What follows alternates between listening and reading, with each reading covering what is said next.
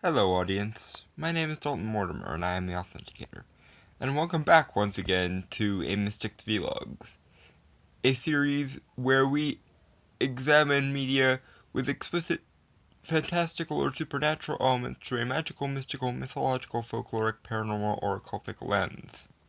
And I'm a little excited today, because they actually did something they should do with their premise in this week's Legends of Tomorrow. And long story short, it involves Marie Laveau, which means I get to talk about VooDoo. Yay. Moreover, it's a Johnny-centric episode, which also excites me no end. And also, his boy toy throughout the episode is hot, and definitely goes on my would bang list. But that's neither here nor there. Moving right along, as though I didn't just reveal my preferences once again, to this week's Legends Tomorrow. Let's get into it, ladies and gentlemen. Let's get into it indeed. We open with Sarah and Ava presumably getting done with yet another night's tryst, and Ava rightly but still slightly overbearingly freaking the fuck out when she learns that Heatwave is still using the Diary of the Goddess Brigid to bring his sci-fi waifu to life. And once again, while her reaction is understandable, and I would probably be sharing it, she does go a little bit too drill instructor about the whole thing, and thus kind of cramps everyone's style. But what can you do? Anyway, while we're all, air quote, enjoying, unair quote, the Ava Yorsa strict Waka Waka portion of the programming, we engage in exposition by cereal box. Not even lying. Exposition by cereal. Let me explain. The part of said absurd and surreal expositional aid is today being played by Big Easy O's, a beignet-flavored cereal themed around Nolans. And few things before we continue on. 1. There are many reasons why the Big Easy is allegedly called the Big Easy, but one of them has to do with it being filled with the preponderance of speakeasies during Prohibition. Not exactly the greatest name for a cereal ever.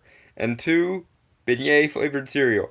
Beignets are in that fried dough sort of branch of, confections in the same sort of ballpark as funnel cakes and so forth, which is either a flavor that is too nuanced to pack into a cereal, or a flavor that is so simple as to be cloying.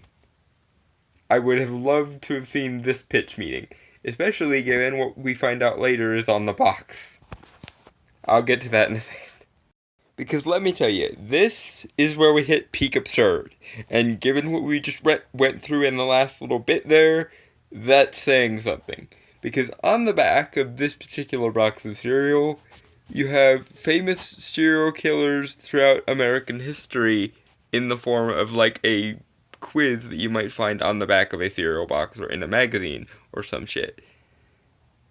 Why, how, what, and you just needed an expositional advice, didn't you, Legends of Tomorrow? You didn't think this through at all.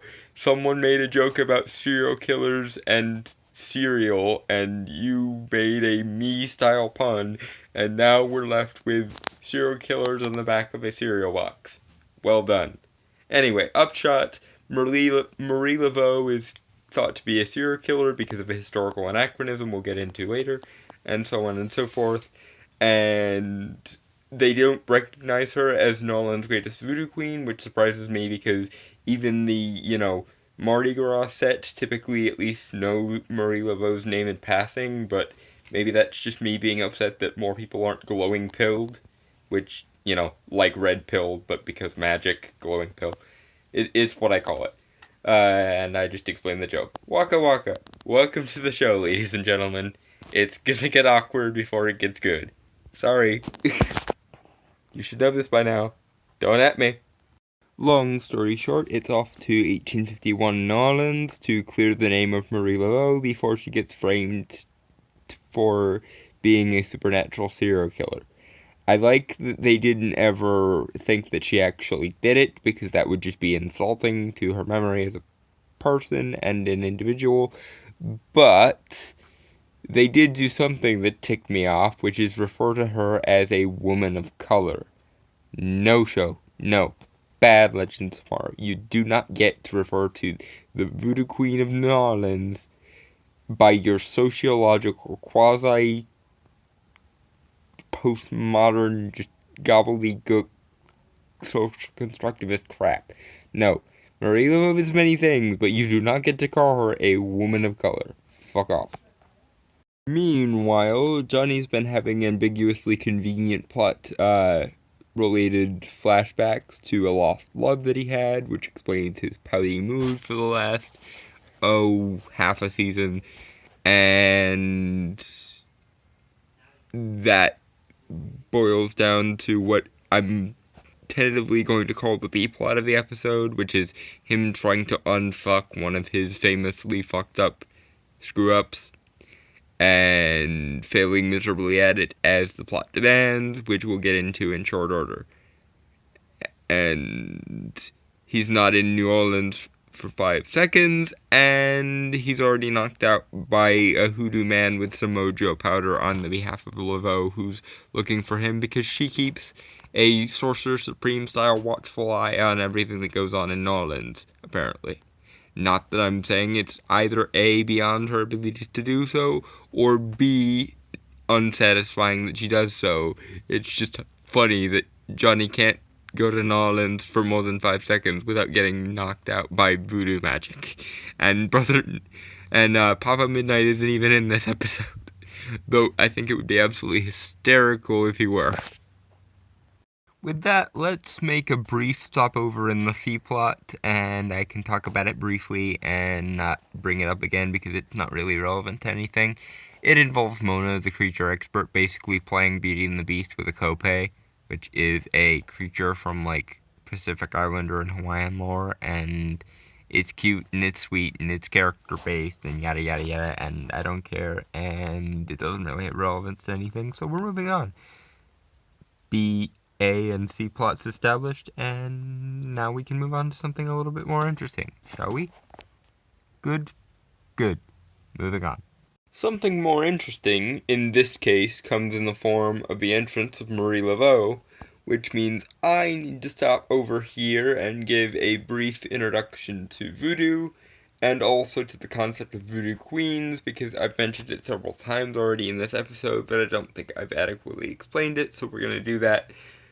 But, minor disclaimer before I continue, folk magics are hard to pin down from a scholarly or anthropological standpoint a lot of the time, and this would be true even if voodoo were one of my strongest areas, which I wouldn't necessarily call it. Personally, I'm more familiar with cousins of voodoo, which are American hoodoo and conjure, respectively, which fit in to the same sort of family somewhere, but they're not the same, so the distinction probably needs to be made somewhere. And now that it has been, let's move on, because I've already given myself enough trepidations trying to record this like 5 times, and I am simply not going to cuck to the system in the form of basically hemming and hawing and talking about my white privilege and how I shouldn't be talking about voodoo, because that wouldn't be my style, it wouldn't be honest, and also would lead me to be saying fuck off a lot. And I'm not going to do that, so moving on. Should anything I say be too far beyond the pale, please take it up with me in the comments or on Twitter, and not by hexing me or sending angry Loa after me, because nobody needs that and nobody has time for that. Cool? Cool. Moving on. Okay, short version with the least degree of pedantry and over-explanation. Voodoo is a religion which has a heavy focus on folk magic, or more accurately, it could be said it's a religion that grew out of folk magic. Specifically, the mixture of various different varieties of African shamanism and more European or Abrahamic esotericism. which is why in voodoo you will often see things like the veneration of saints and angels. Basically, as with many kinds of folk magic, voodoo practitioners were semi-familiar with folk magics from their own countries and picked up things along the way, either from Christianity or from Dutch hex magic and Native American shamanism and several other places throughout the little skirmish we had that we call the slave trade. And that's where the history gets both very, very touchy and very, very awkward, so skip. The main upshot is that in voodoo, the main spirits to be invoked are the Loa, a race of beings that sort of occupy a middle ground between ancestor spirits and nature spirits. The degree to which they're either one or the other very much depends on the particular strain of voodoo and the whims of the particular practitioner, so that's as much as really can be said about them, aside from, going through and naming them all, which I'm not gonna do, or segmenting them into the Rada Loa and the Puerto Loa, which are... The Loa are morally ambiguous enough that I don't feel the need to, give them a good and evil designation. Just to be said that the quote-unquote dark users of voodoo tend to be referred to as Bokors. It's essentially the, evil equivalent of a voodoo priest. That's neither here nor there. As to the designation of a voodoo queen, think high priestess, but with slightly more erudition and expertise, and also the asterisk of being a community leader. That is the personage of the likes of Marie Laveau. And no, she is not the only voodoo queen or queen of the Loa, as they're also occasionally called. It's just that she happens to be the most famous one in a city that is very, very famous for its variety of voodoo.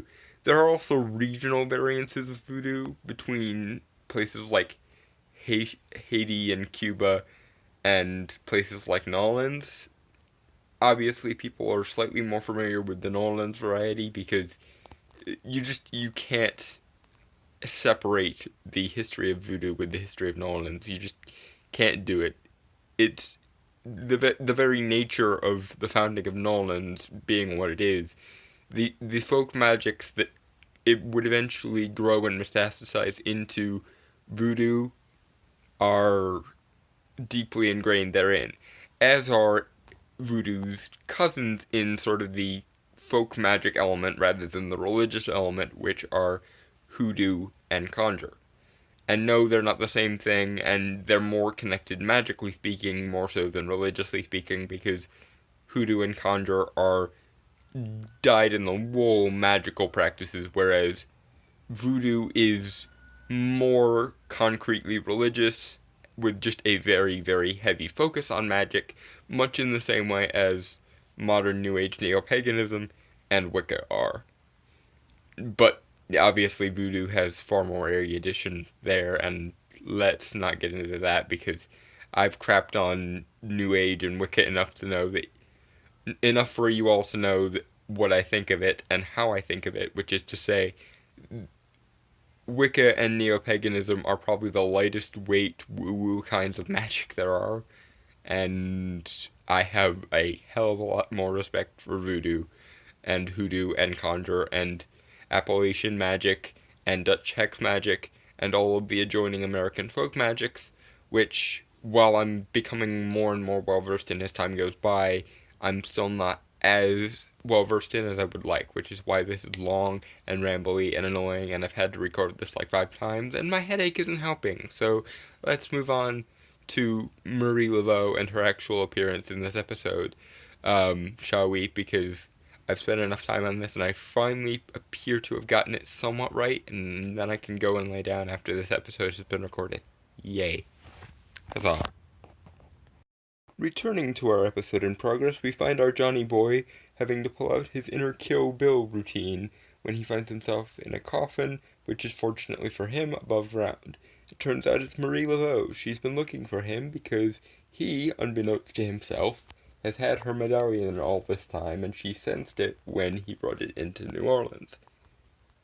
So, I probably should explain. It turns out his boy toy is the great-great-grandson of Marie Laveau. Boy, Johnny, do you know how to pick 'em, and boy, do you know how to pick families. Dear God, if you ever disappoint this one, you are fucked even more than usual. As to how they handled Marie Laveau, I thought they did a pretty decent job. Granted, they kind of made her all-powerful and a bit of a Mary Sue, but if there's any place you can get away with that, it's with Nolan's greatest voodoo queen. Apparently the medallion that is imbued with the protection spell given to Johnny by his boy toy is the patron saint of runaway slaves medallion. And even though I'm an anti-SJW and don't go into that oppression thing, that kind of made even me uncomfortable. You have to have your limits, I guess. Also, now I'm reconsidering my earlier statement about his boy toy being hot, because I have a rule against banging other practitioners, because it's just too awkward. Anyway, long story short, she reveals his backstory with a revealing spell, and we learn what the fuck he's been on about for the last 5 episodes. It's funny when they carry through, like, 4 different episodes, but then they finally cram all the exposition into 1 episode. Apparently, he was facing Neuron, which, for those of you who don't know, is a demon in the DC universe who occasionally acquires the throne of Hell. Hell is very much a hotly contested lol piece of spiritual real estate, and naturally, with its denizens mostly being demons, there's a lot of turf wars. Neuron is one of the ones that seeks to usurp the throne from the demonic trinity, that being Lucifer, Beelzebub, and I believe Satanish, who is a different demon. I'm unclear as to the demonic trinity. I think I remember them mostly off the top of my head. Anyway, so he was fighting Neuron, and he told Desmond, his boy toy, to get the fuck out of Dodge because he was fighting a archdemon instead of just a regular one, and his response was, "Johnny, I love you, take this medallion, it will make sure you're safe." Unfortunately, it was not around to make sure Desmond was safe, and Desmond ended up being dragged to hell by Johnny when he inevitably got possessed by Neuron. And Johnny blames himself, and guilt, law, guilt. So, basically a usual John Constantine subplot. His stupidity and guilt got him in some demonically hot water, and now he blames himself for it, and can't save anyone that he loves because reasons. Yep, usual John Constantine plotline. Makes total sense to me. And more importantly, it looks like we're getting Neuron, which is the only demon that I would have accepted that is actually kind of better than, Nergal. Well done, show. Well done indeed. I wish you could have spaced this out through the last couple episodes instead of cramming it all here and reducing the A-plot to a brief mention. Which, by the way, let's do the A-plot, shall we? Because there's more that I have to explain, although this one will be slightly quicker than the VooDoo one. Probably. Unfortunately, the A-plot really severely suffers as a result of all of this being crammed into 1 episode, even if most of the episode is quite well handled. It's a Dybbuk, which is revealed by Marie Laveau because, like I said, she keeps a Sorcerer Supreme style watchful eye over the entire city in Legends of Tomorrow, which I kind of loved. A Dybbuk is a type of demon from Jewish lore that usually attaches itself to places and objects. It's a little bit like a Yattering, which is a poltergeist-like demon that is vicious, but ultimately minor, all things considered, and very, very intensely bound to objects, usually, or imprisoned in them. And they kind of screw it up, because they say, for one thing, it's a ghost in this, which is kind of okay, but a little bit stupid. And they attach it to a doll, because I'm guessing one of them watched Chucky and they wanted to do a haunted doll episode, and they needed an excuse to do a haunted doll episode, so they grabbed the nearest thing they could find that was vaguely haunted dollable and ran with it, kind of like they did with the Striga when they wanted a vampire sort of thing a couple episodes ago. It's a clusterfuck of bad lore and poor research, and I kind of hate it, and it's barely focused on in the episode. Meanwhile, Marie Laveau actually seems to take a liking to Johnny, so good on you, Johnny, you lucked out. But I'm bringing this up because I'm going to rail on you later when you do the inevitable stupid thing to try and fix your mess without actually, fixing your mess. Because, of course, John Constantine, trying to get out of hell free cards since his creation, pretty much, with stupid decisions, so I'm going to rail on him later. Just keep that in mind. It's not all Johnny's stupid ass, though, because lest we forget, everyone's an idiot in this episode. Because when they actually find the doll, which happens fairly quickly, predictably, they don't try to put a binding spell on it, so its essence can't transfer immediately to a different vessel upon its vessel being burnt. They just burn it and presume that will end the Dybbuk, because why would it move? It's not like it's a spirit. Oh wait, no it is, and we've already known this, so why the fuck are we this dumb? Okay. Time for another lecture. If you suspect an object of being possessed or spelled, put a binding spell on it so the thing can't transfer. If you do burn or destroy an object that a spirit is bound to, before you bind it to that object, you're just going to basically make it so the spirit is now free to roam instead of bound in a single place. When it's bound in a single place, you can actually affect it, because you can direct spells and purifications and shit at the object. But if you don't bind it or cleanse it first, and then you destroy the object, all you've done is basically created an aerosol spray of evil and let it roam free with no tether or bound to the physical world. Well the fuck done, people. Predictably, it doesn't go well, and it latches on to Mick's puppet friend, Professor Stein, that is, a surrogate for the previous Professor Stein. And while they are really trying to go hard in the paint this season with the Mick is a tough guy with a heart of gold and a sensitive side trope, aren't they? First, he's a writer who writes, really upscale, Tolkien-esque science fiction, and then puppets, and now both of those things have A, come up in the plot, and B, really bitten him in the ass. Ouch. Lol. Side note about my little rant about the Dybbuk there.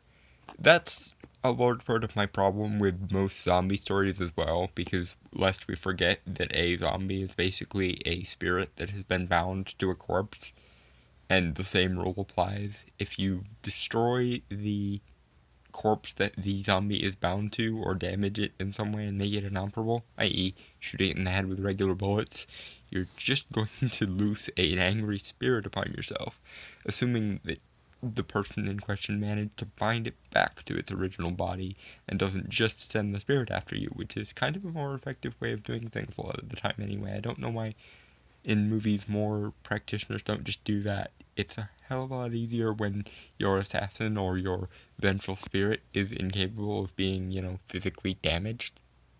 But, what do I know? Anyway, the reason why I allowed myself that little side note is because none of the A plot really matters in the grand scheme of things, and neither does the C plot, which is why I haven't mentioned that, by the way, Mona's Beauty and the Beast moment with the Kope has morphed to the go ahead and star portion of the Beauty and the Beast, because it doesn't really matter either, thanks in large part to Johnny and his meddling. And this is the part where I go all angry on his ass as well. Proceed.